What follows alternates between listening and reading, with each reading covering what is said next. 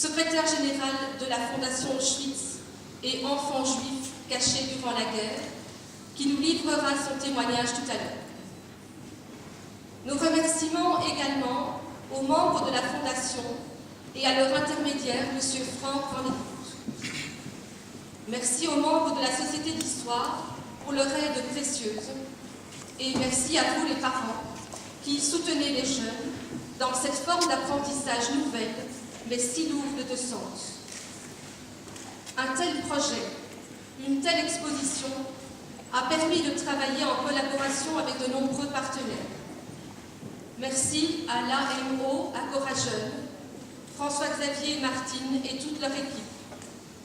Merci à Radio Libellule, au personnel communal, aux ouvriers de Saint-Henri, aux membres et personnels de la Maison de la Culture et de la Bibliothèque.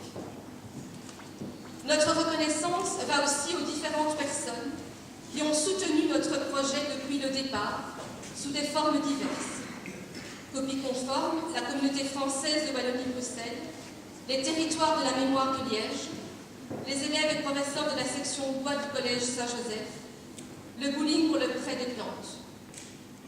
De nombreux collègues d'autres écoles ont répondu présents ce soir ou au cours de la semaine prochaine, offrant par la même occasion l'aboutissement du travail accompli. Soyez remerciés de tout cœur. Je terminerai cette série de gratifications en m'adressant à l'équipe éducative du Bizet.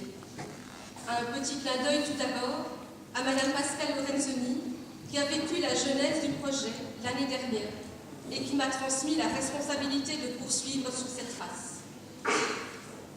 La couleur dominante de l'exposition est le noir, mais il y règne aussi le vert et la couleur.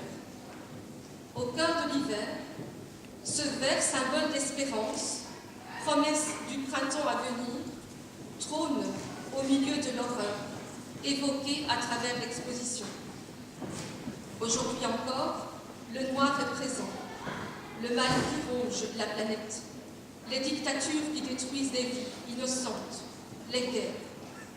Et le symbole vert reste fort, le renouveau, les couleurs du printemps doivent être la priorité d'aujourd'hui et de demain. Chers enseignants, c'est grâce à vous que les jeunes qui nous sont confiés ont pu mettre des images sur ces mots douloureux du passé.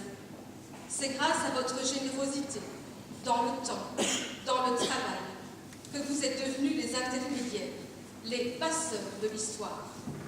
Certes, vous auriez pu vous contenter de transmettre votre savoir à travers les livres, entre les murs d'une classe, mais vous avez voulu en faire plus, comme toujours d'ailleurs, et vous y êtes arrivés. Tous, chacun en particulier, vous êtes investis dans ce projet d'école, et il aboutit. Bravo et chapeau bas à l'équipe de Saint-Henri de Bizet. À vous les élèves, qui vous êtes investis dans le projet, soutenus par vos professeurs, gardez toujours en mémoire que dans le monde d'aujourd'hui, ces cheminées crachent encore de la fumée noire. À vous de dispenser généreusement respect, amour, convivialité. Ça vous fera sourire, ça donnera de la joie et ça fera du bien au monde. Pour terminer, laissez-moi vous lancer une nouvelle invitation. Et si on se retrouvait tous au Last Post, devant le mémorial de Buxtehude, vendredi prochain, 5 février, à 19 h, pour un hommage aux victimes des deux guerres.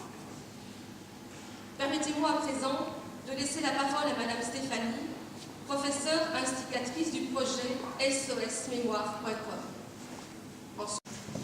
Bonsoir à tous. Donc, je vais donc vous expliquer la genèse de ce projet. Et que dois-je vous dire? J'ai eu beaucoup de difficultés à trouver les mots et surtout à les coucher sur papier. Plusieurs fois, j'ai posé la question à mes collègues afin de trouver le point de départ et toujours la même réponse. C'est venu comme ça. Mais vous allez me dire, cette exposition n'est pas arrivée là par hasard. Non. Elle a été le fruit d'une fabuleuse aventure humaine. Cette aventure a commencé en septembre 2008, lorsque l'une de mes collègues m'a dit « Moi, dans ma vie, il y a vraiment quelque chose que je voudrais faire. C'est visiter les camps d'Auschwitz en Pologne. » Et de là, tout s'est enchaîné.